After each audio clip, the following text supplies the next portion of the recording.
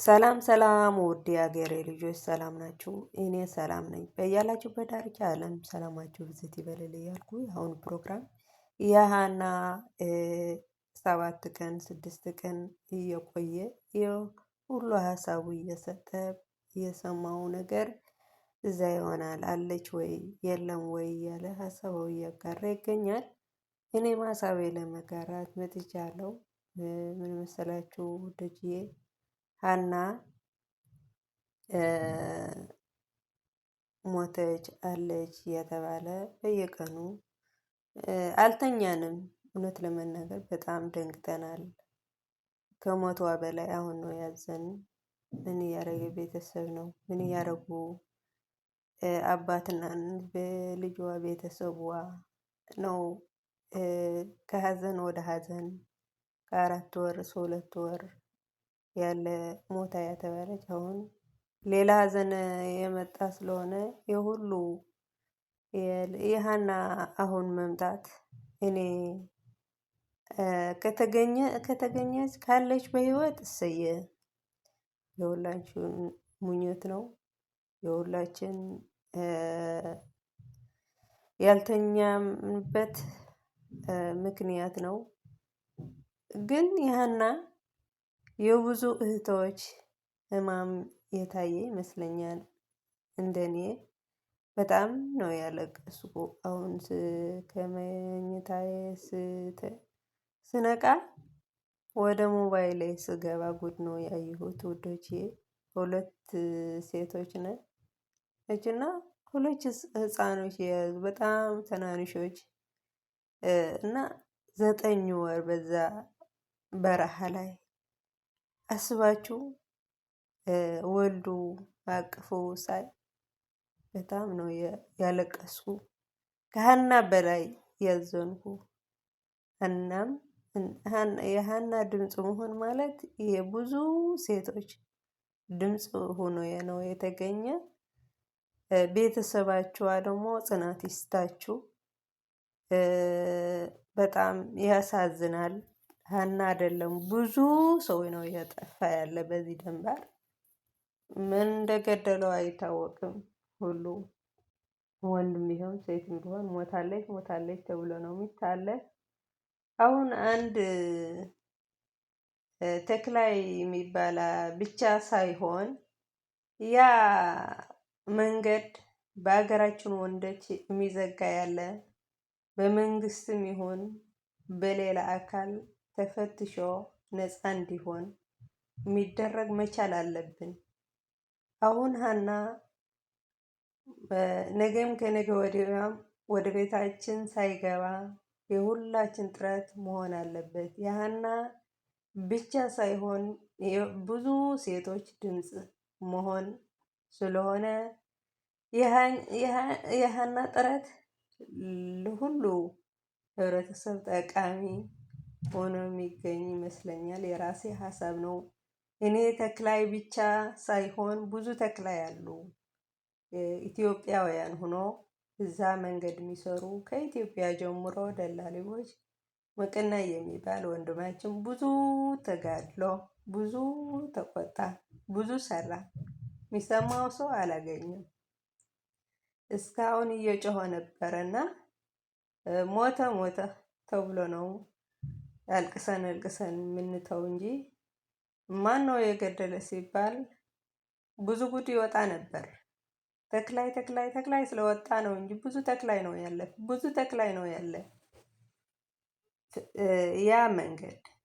ያ መንገድ በሀገራችን ስንት ሰው እንደ ቅጠል ሲረግፍ ማየት ግን የሁላችን ማልቀስ የእናት ሀዘኖች እንዲቀር የሁላችን ጥሪ መሆን አለበት። በመንግስትም ይሁን በሌሎች አካላት ቢሆን ያ መንገድ መፈተሽ አለበት፣ ነፃ መውጣት አለበት እንጂ ሃና 2 ቀን 7 ቀን 3 ቀን አልቅሰን አልቅሰን መተው አይደለም። ሞታም ሊሆን ይችላል።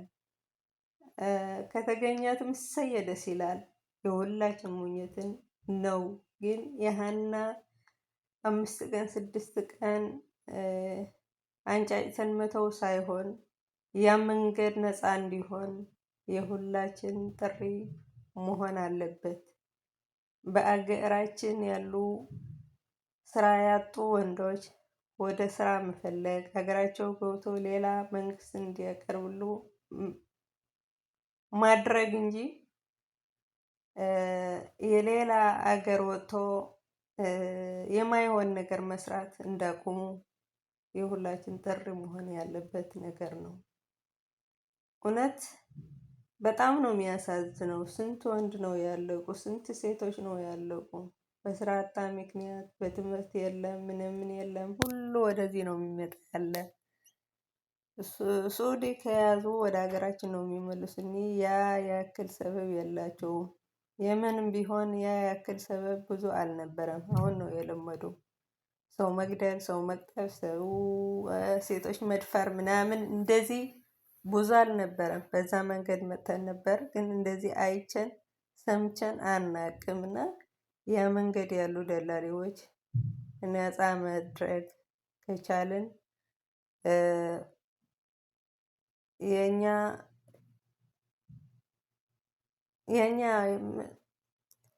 እውነት በጣም ነው የሚያሳዝነው። የኛ መረጃ አይደለም የሚወጣ ያለ መረጃ በጣም ነው የሚያሳዝን።